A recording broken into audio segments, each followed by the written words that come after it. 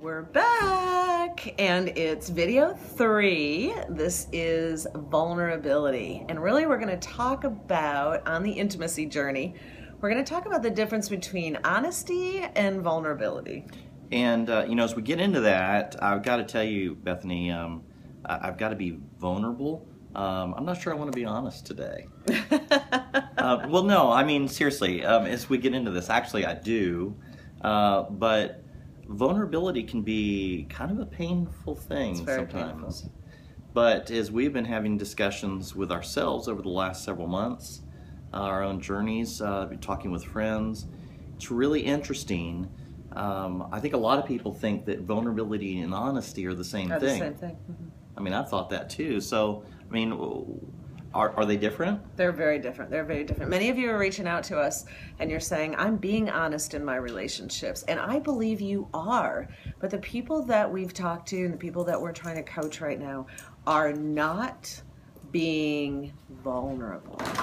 So this is what vulnerable feels like. Vulnerable is more like revealing the deepest, darkest parts of you that if someone knew them, you think they would for sure reject you. Where honesty is about being transparent, but transparent with a very specific thing in your life. Or things that you don't mind people knowing. So that you look like, oh wow, they're so honest about themselves, but they're not being transparent in terms of who they really completely are. Right. They're just letting the world see a certain facet of themselves. Mm-hmm. Just a little tiny window. So if you are in a relationship and you haven't said at least 5 things to them that you think would make them never want to talk to you again, then you're not being truly vulnerable. You're doing what Vince and I used to do, right? We don't want to reveal the deepest, darkest parts of ourselves because we feel like we're going to be rejected. And there's a part of us that's made to be in relationships. Yeah, I mean, very much. In my last marriage, even in my friendships and in everything, it was really easy to tell the truth. It was actually interesting because I've had people say, wow, you are so brave sharing those things. And I'm kind of sitting there thinking in the back of my mind, man, I'm such a hypocrite because I'm really not, because I'm not sharing everything. And one of the interesting things, the way that I was able to see, and I still couldn't figure it out at the time, but I knew I had a problem. Because even when my guy friends would come up, and it's how some of you guys do it, you come up, hey, yo dude, love you bro. Even something like that, which isn't like warm and fuzzy, it made me feel uncomfortable because it was like it was starting to touch the parts of me that I don't want to be seen because of what you said vulnerability is at the beginning. Because I'm thinking, even if my friends really knew who I am and the things I struggle with, they would reject me. And so it was easy to be honest with certain parts of my life, but not vulnerable, even with my friends. But I carried that into my marriage. And we're talking about the intimacy journey. We're being real, and for me, it was really hard sometimes in my marriage. I could not find the level of intimacy that I needed, and that the marriage needed, and that my spouse needed, because I couldn't let her all the way in. I couldn't let her know me completely. Because even in marriage, which is crazy, isn't it? Even in the marriage, I felt like I could be rejected. We feel like there's parts of us that if the other person knew them, how could they accept us? And we live in this almost, I know I in the past have tried to manipulate my relationships to meet my needs.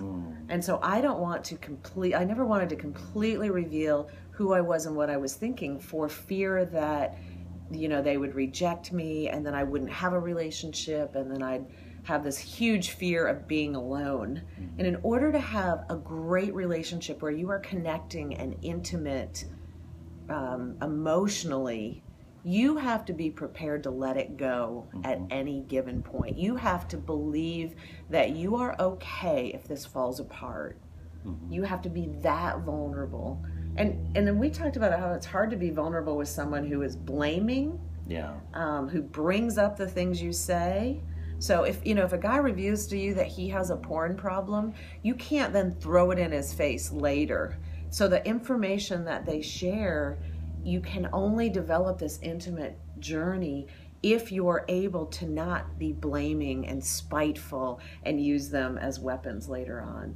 Yeah, I think in taking that and going a little further with it too, I mean, we also talked about in trying to understand for ourselves in our relationship, what's healthy, what's not, the aspects of how being honest can sometimes look so good, and we even do things like maybe serve other people.